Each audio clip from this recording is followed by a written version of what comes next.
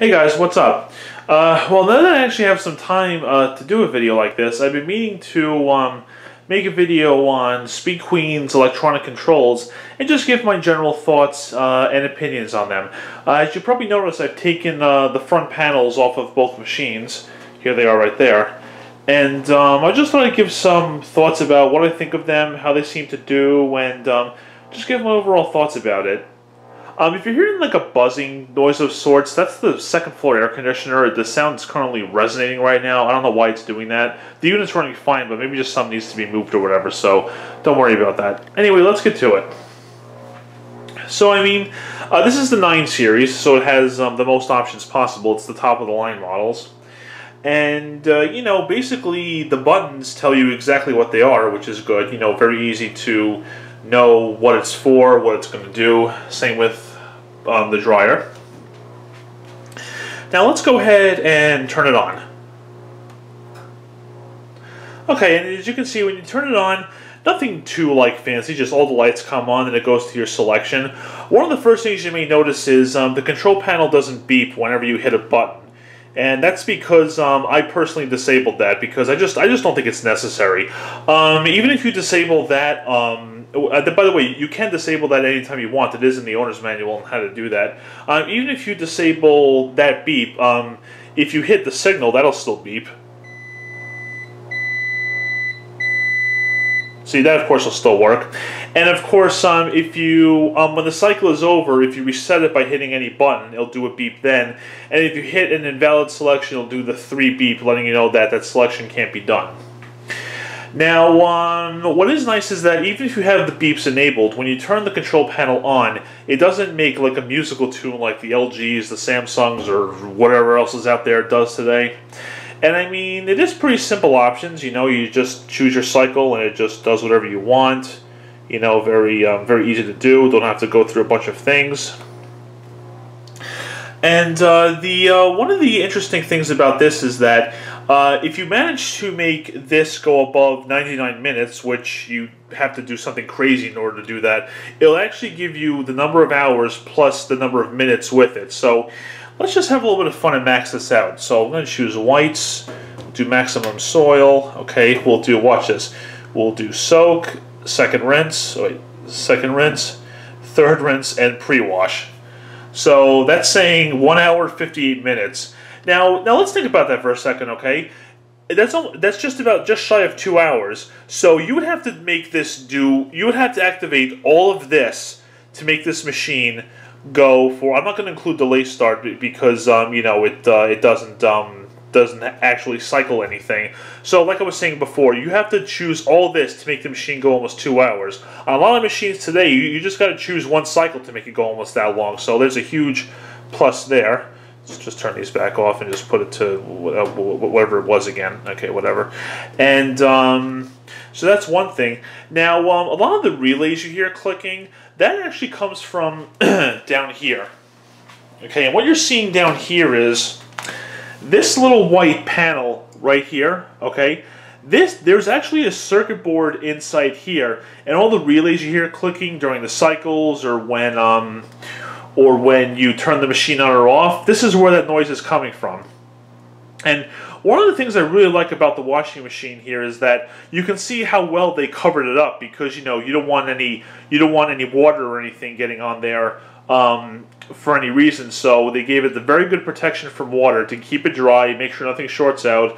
So I was pretty happy to see that. The temperature of this panel just gets like lukewarm when it's on, so I know it's not using too much power, or I should say the circuit board isn't getting too hot, which is certainly important. And good protection, so I'm very happy to see how they put all that together.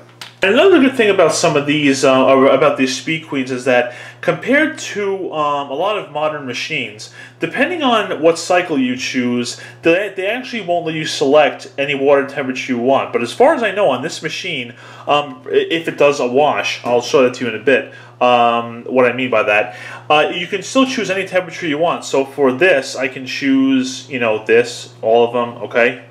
And now even for whites, whites you normally wash in hot, but let's say for some crazy reason you wash in cold, for whatever reason, okay, it'll let you do that. I wouldn't personally do that, but I like how it gives you the option to let you choose whatever temperature you want. Now, the only time that these options may be restricted is if you use rinse and spin or spin, okay? Because if you go to rinse and spin, you notice that the soil level and the temperature selection are disabled because if it's only going to do a rinse, all the rinses on this machine are cold.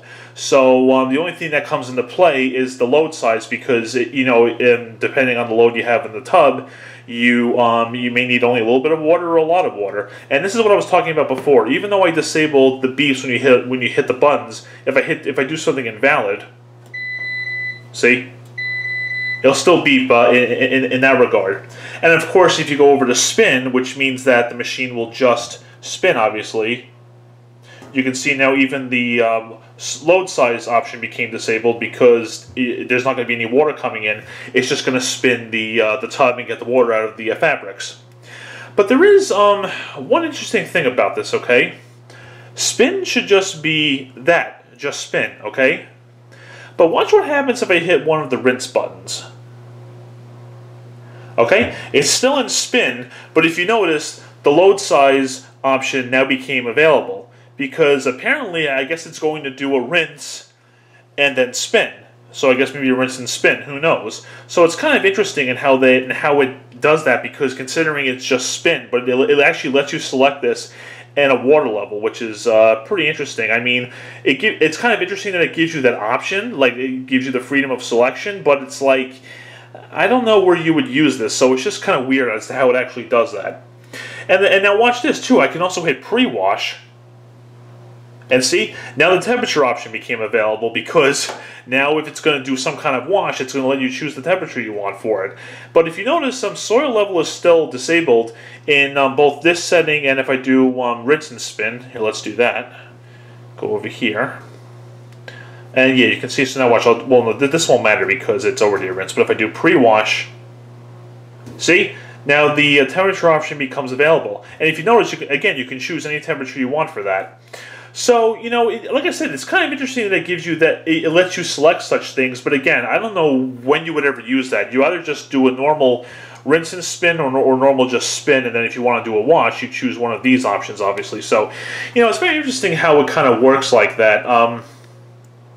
Now, in regards to getting more wash time, I had mentioned that in my 2011 video when I compared the Whirlpool Direct Drive to the belt drive.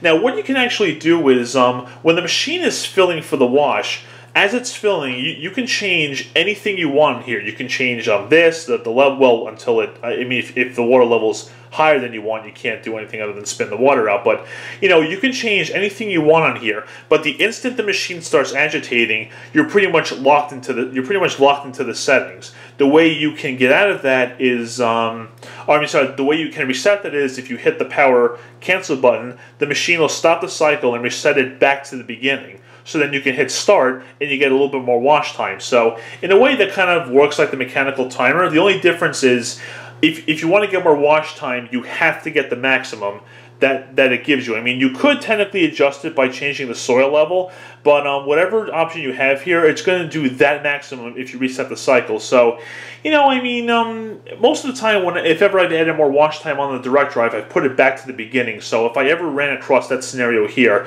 I pretty much do the same thing. So it doesn't really change that much at all. And obviously, as a lot of you people know, the 9 Series machines, both the washer and the dryer, have a favorite option, so you can do a favorite cycle. To be completely honest with you, I think that favorite is very unnecessary because it's not hard at all to set this thing up, and I don't know how many instances you're going to be putting all these customizations where you got to use a favorite cycle. This thing really is not all that hard to use in regards to how you want to set it up. One thing I do like, I even have to give LG and Samsung credit over Whirlpool's new belt drive, is that this and those 2 machines I just mentioned will tell you how much time is remaining, so you have an idea of how much of the cycle is left. Whereas those Whirlpool belt drives, they just give you cycle indicator lights with no time and no mechanical timer either. So it's like that's extremely stupid because you don't know how far along it is. And this machine too does have status indicator lights. Let me turn this off so it doesn't go out of focus. Okay. This machine does have status indicator lights, which is pretty good to have. even though I personally know when the machine's doing whatever it's doing by sound. I'm very good with sounds. Now, one of the things is, at least with this white, delicate, and whatever, with no other options selected, the first spin drain happens within 20 minutes remaining, and the second one happens within 8 minutes remaining. Now, the only weird thing about that is the wash light comes on as soon as the wash starts when you hit start, and then the rinse light comes on as soon as the rinse fill begins. But the spin light doesn't come on until there's 5 minutes remaining. Now, as I said, the machine will start doing the second spin with around 8 minutes remaining. So even when it's doing that, this won't switch from there to here until there's only 5 minutes left, which I think is kind of a weird way to go about it. But I mean, it doesn't really affect the way that the machine operates. I just don't know why they couldn't have done it like maybe it's 7 minutes or something, just so it's a little bit more accurate. Okay, now let's go over here and take a look at the dryer. Pretty much the same as the washer, just kind of simpler in most cases. Same thing as before. You turn it on. Same thing. All the lights come on like that. Then it goes to whatever setting you have it at. Now, these electronic controls are pretty good for the most part. The auto sensing cycles are a little bit more strict than the manual ones, and what I mean by that is, heavy duty, you can see, and regular permanent press delicate, you can see that for the most part the temperature selections change with it. Now, in the auto sensing cycles, if you want to change the temperature, you can't. So with the auto sensing, you're pretty much locked into whatever temperature it gives you. But what I do like, to be honest, is that this basically is like, high, medium, and medium in some way, permanent press, and low. So even if you have to use the temperature selection that it gives you all options possible. So you can use low, medium, or high. So it kind of gives you the option in some way. And of course, what the auto sensing cycle is, as you can tell, it will sense the moisture level and try to dry it accordingly as it has to. But of course, you do have three manual. You have the favorite option, which I don't really care for much. You have your time dry, quick dry, and fluff up, and if you hit those, you can see that the dryness and the moisture level indicators go out because those don't come into play. And if you go to temperature now, you can choose any temperature you want, even if you don't want any heat, which, again, I don't know why you use that except for fluffing something up, but you get the idea.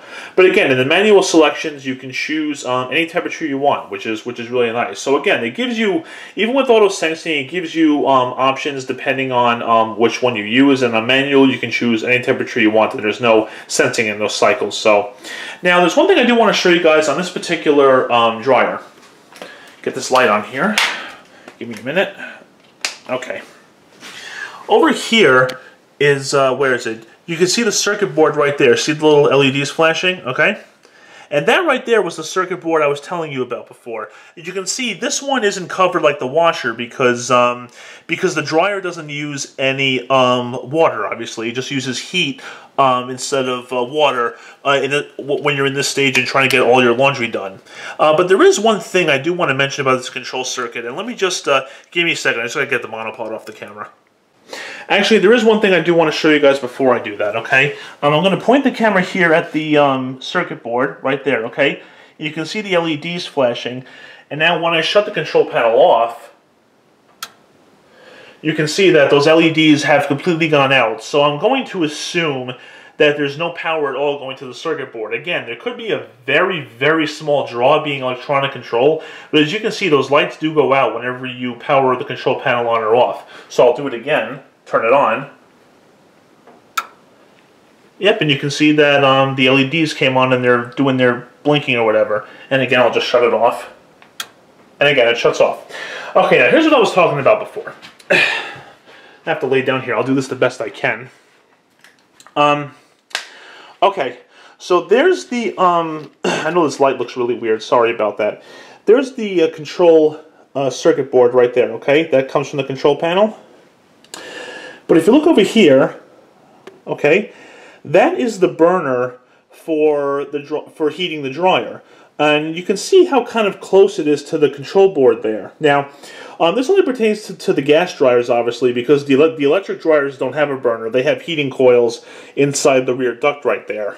So, I saw this in operation with the lower panel off, and I saw the circuit board, and I was getting a little concerned about if the how hot does the or how high does the temperature get by that circuit board when that burner is running? Because I was thinking about that. Now, I had some conversations with Jay about that, and he said as long as the temperature doesn't get up to about 130 degrees Fahrenheit, it really shouldn't be a problem. And I should get an infrared thermometer when I get a chance. That would really come in handy for this kind of thing. He says if you put an infrared thermometer on it, it comes out to about 80, 90 degrees.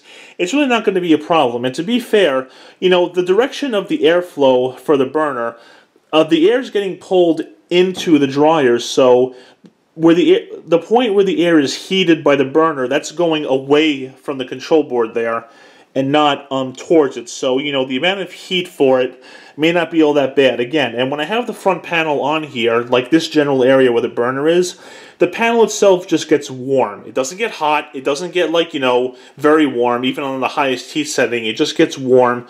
So I'm going to assume that it's not too bad for the control board. Again, I can find so an infrared thermometer or something, and I'm going to give Speed Queen the benefit here and just say that I'm pretty sure that given their reputation, they put a lot of thought into this and a lot of engineering and just made sure that this won't be a problem. Having it right by the burner for the gas dryer. So that's the only thing I was thinking of. But we've had this now for about probably about 10 months almost. And, it really hasn't given us a problem at all. So I'm going to give, and it has run quite a few times, so I'm going to say that I think it is doing okay, and it should be okay given how the reputation is for everything. Alright guys, well, that's basically it about Speed Queen's electronic controls. I think I covered everything I have to, but if I didn't, you guys get the, the general idea about them. Not too bad. They do work well. They don't give any fancy music. And overall, they're not too complicated to use, so I'm happy about that. And like I said, there's a ton of metal around here. Like this top here is metal, like Spats Bear and Harley Badger pointed out. Okay, so so far they're doing fine, and hope it stays that way given their reputation with things. Okay, and there's my review on them. Hopefully that was enjoyable for you, and I got all the main points across, and you know what I had to talk about. So there you guys have it. Okay, thank you very much for watching, and take care.